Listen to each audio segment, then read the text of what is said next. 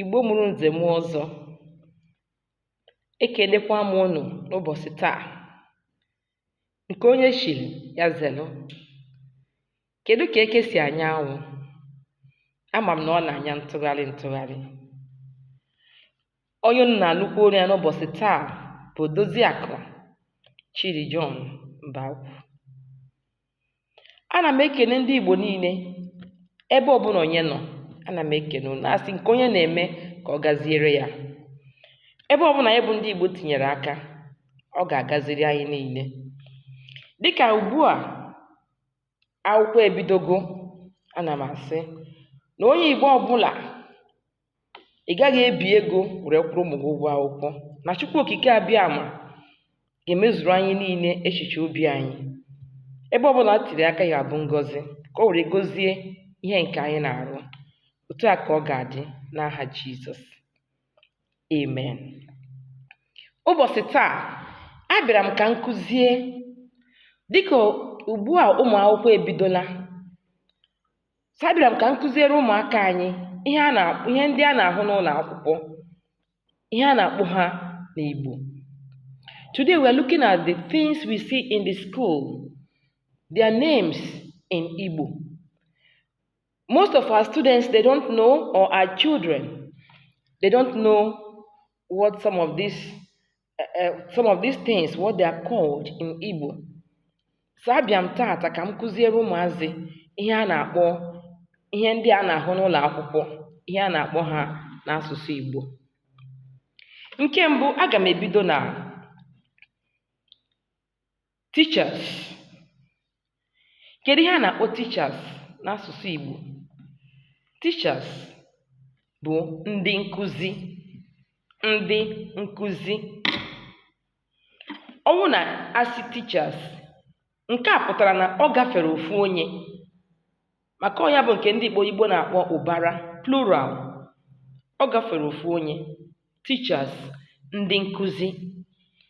Ọ bụrụ na ọsọsọ otu onye nkụzi, ọ bụrụ otu onye, akpọ ya gịnị? Onye nkụzi. That's teacher.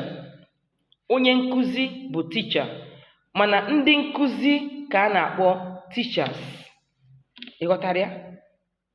Onye nkụzi, teacher. Ndị nkụzi, teachers. Then anyị enwe nke a na-akpọ ụmụ akwụkwọ. Ụmụ akwụkwọ. Kedu ihe bụ ụmụ akwụkwọ? Ụmụ akwụkwọ ka ndị bekee na-akpọ students. Students or pupils. Students or pupils. Ụmụ akwụkwọ. Anyị ghọtara ya? Then the building, the school. What is the school called? A na-akpọ ya gịnị? Ụlọ akwụkwọ. The school building, a na-akpọ ya ụlọ akwụkwọ. Ụlọ akwụkwọ. Ụlọ akwụkwọ. Ụlọ akwụkwọ is what? The school building. Then gịnị ka a na-akpọ books n'asụsụ Igbo? Books, anyị na-akpọ ya gịnị? Akwụkwọ. Books, akwụkwọ. Books bụ gịnị? Akwụkwọ. Nke ọzọ, anyị nwere ihe ndị eji edegasị ihe dịka maka, pen, pencil. Kedu ihe a na-akpọ ya n'asụsụ Igbo? Pen, pencil, maka. Kedu aha ihe ndị a n'asụsụ Igbo? A na-akpọ ha mkpịsị odee. Mkpịsị odee. Pen, maka, pencil. Ihe ọbụla eji ede ihe, anyị na-akpọ ya gịnị? Mkpịsị odee. Kedu ihe m kpọrọ ya? Mkpịsị odee. Ọ bụrụ na ụmụaka na-aga akwụkwọ, a na-ebu ya gịnị? Akpa ha na-ebu. Kedu ihe a na-akpọ ya? School bag. What is school bag? What is it called in Igbo? Anyị na-akpọ ya akpa akwụkwọ. Akpa akwụkwọ. School bag is called akpa akwụkwọ. Gịnị ka m kpọrọ ya? Akpa akwụkwọ. Kedu ihe ndị ọzọ a na-ahụgasị n'ụlọ akwụkwọ? Ọ bụrụ na ịbata na class, a na-enwe like board. These days, enwere like whiteboard, blue board, blackboard. Kedu ihe a na-akpọ ya? A na-akpọ ya gịnị? Mgbọodee. Mgbọodee. Mgbọodee. So whether it's blackboard, whether it's whiteboard, whether it's blue board, whether it's yellow board, any color at all, eji akụziri ụmụazị ihe, a na-akpọ ha gịnị? Mgbọodee. Mgbọodee. Na na-esonyekwa na na-aghọtakwa ihe m na-akụzi. Ịbatazie n'ime klas,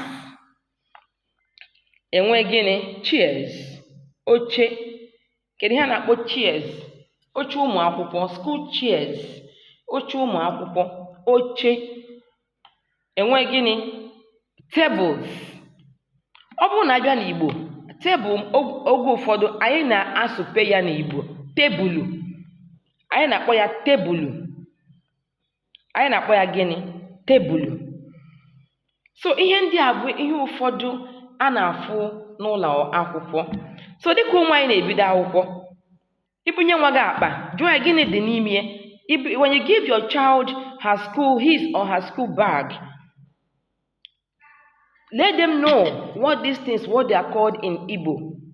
Akpa akwụkwọ, mkpịsị odee, akwụkwọ.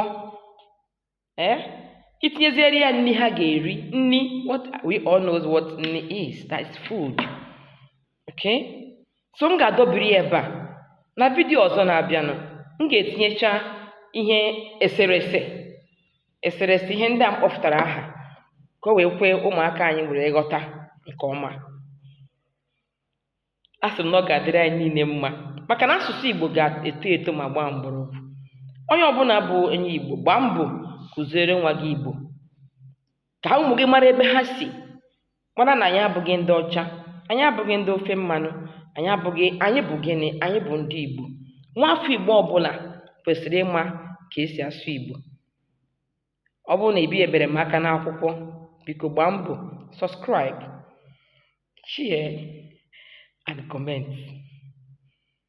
Ngwa ụbọchị nta ka anyị chọọ n'Owerre. Ngwa, ndeewonu.